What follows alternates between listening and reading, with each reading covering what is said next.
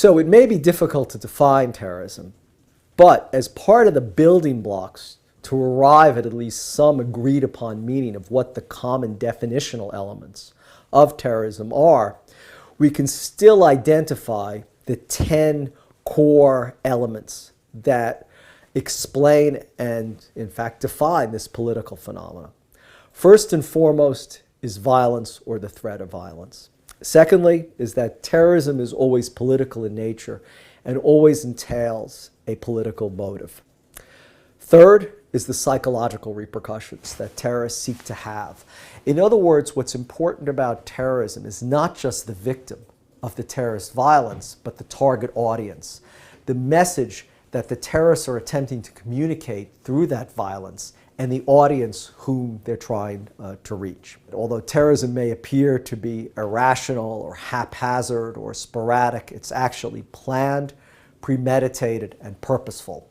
And that's what gives it its power, what gives it its ability to intimidate or to coerce either individuals or governments into behaving differently if they weren't confronted by the terrorist threat.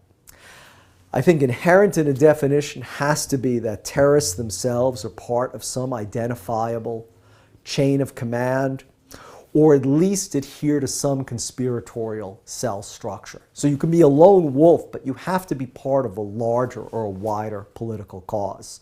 Just as one person cannot be a political party, you need more than one person. A definition of terrorism can't be dependent on just one individual. That individual has to be part of a larger political movement. Perhaps someone who actually is following orders from some command authority in a terrorist organization, or an individual who completely on their own are inspired, motivated, and animated by that organization or by that movement to undertake acts of violence. Part of these definitional elements, the perpetrators of this violence wear no uniform or don't display any identifying insignia, badges, uniforms, stripes, or whatever.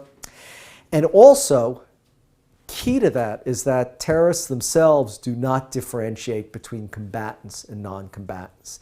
And in that sense, this is why so many definitions, or at least conceptualizations of terrorism, focus very much on the victims, because that's how terrorists are able to generate the fear and anxiety that they hope to turn into political leverage, where they can intimidate or coerce their opponents or governments to accede or to give in to their demands. There are three final, I think, elements in a conceptualization or definition of terrorism that are very important to understand.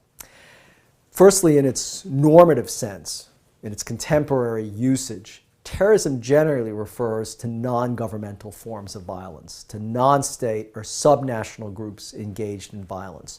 So this is very distinct or different from state terror. State terror is something that is used by governments against their own citizens, certainly involves fear, coercion, intimidation, but at least in the most commonly accepted definition of terrorism these days, we tend to associate terrorism with non-state actors, not with what governments do. Also, I think very important to understanding terrorism is that terrorism occupies no delimited space. What I mean about that is that terrorism can occur anywhere. It doesn't respect the rights of neutral countries, as exists in warfare. It doesn't respect quote-unquote protected persons like diplomats that are supposed to not be harmed in warfare. Or indeed, it doesn't follow the rules of war, because the rules of war, of course, completely condemn the killing of innocent civilians that are never supposed to be harmed. Terrorists precisely focus their violence against many of these same protected categories and no boundaries to their violence. In essence, the world is their battlefield. And then finally, we see that terrorism is conducted either by an organization or by individuals directly influenced, motivated, inspired, or animated to engage of acts of violence by an identifiable organization or movement. In other words, the individuals that perpetrate this violence see themselves as part of a larger cause. And that, I think, is also inherent to understanding what terrorism is and what one of its core really characteristics are.